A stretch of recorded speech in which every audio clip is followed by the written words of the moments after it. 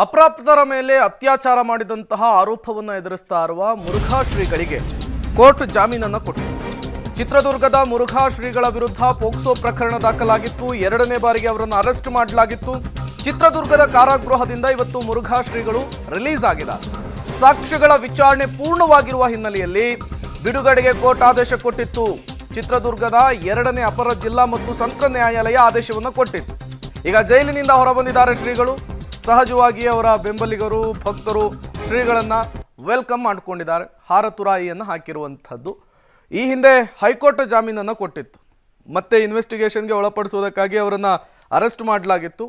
ಈಗ ಚಿತ್ರದುರ್ಗದ ನ್ಯಾಯಾಲಯ ಜಾಮೀನನ್ನು ಮಂಜೂರು ಮಾಡಿರುವಂತಹ ಹಿನ್ನೆಲೆಯಲ್ಲಿ ಮುರುಘಾ ಶ್ರೀಗಳು ರಿಲೀಸ್ ಆಗಿದ್ದಾರೆ. ಅವರನ್ನು ಅವರ ಭಕ್ತರು ವೆಲ್ಕಮ್ ಮಾಡಿಕೊಂಡಿದ್ದಾರೆ.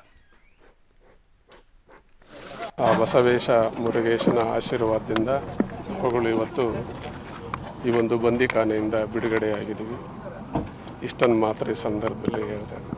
ದಾವಣಗೆರೆ ಶಿವಯೋಗಾಶ್ರಮ ಅಂತ ಅಲ್ಲಿಗೆ ಹೋಗ್ತಾ ಇದ್ದೀವಿ. ನೋಡೋಣ, ಮುಂದೆ ವಿಚಾರ ಮಾಡಿ ಹೆಜ್ಜೆ ಇಡೋಣ. ಅದನ್ನೆಲ್ಲ ಮುಂದೆ ಬಂದಾಗ ಹೇಳ್ತೀವಿ. ಇದು ಸಕಾಲ ಅಲ್ಲ, ಇದು ಮೌನ ವಹಿಸುವಂಥ ಕಾಲ. ಇದು ಕಾನೂನು ಹೋರಾಟ ನಡೀತಾ ಇದೆ. ಸತ್ಯಕ್ಕೆ ಜಯ ಸಿಗಬಹುದು ಅನ್ನುವಂಥ ನಿರೀಕ್ಷೆ. ಮುರುಘಾ ಶ್ರೀಗಳ ವಿರುದ್ಧ ಪೋಕ್ಸೋ ಕೇಸ್ ದಾಖಲಾಗಿತ್ತು. ಅವರ ಮಠದಲ್ಲಿ ಓದ್ತಾ ಇದ್ದಂತಹ ವಿದ್ಯಾರ್ಥಿಗಳೇ ಆರೋಪವನ್ನು ಮಾಡಿದರು. ಹಾಗಾಗಿ ಅಪ್ರಾಪ್ತರ ಮೇಲಿನ ಅತ್ಯಾಚಾರದ ಪ್ರಕರಣಕ್ಕೆ ಸಂಬಂಧಪಟ್ಟಂತೆ ಮುರುಘಾ ಶ್ರೀಗಳನ್ನು ಅರೆಸ್ಟ್ ಮಾಡಲಾಗಿತ್ತು.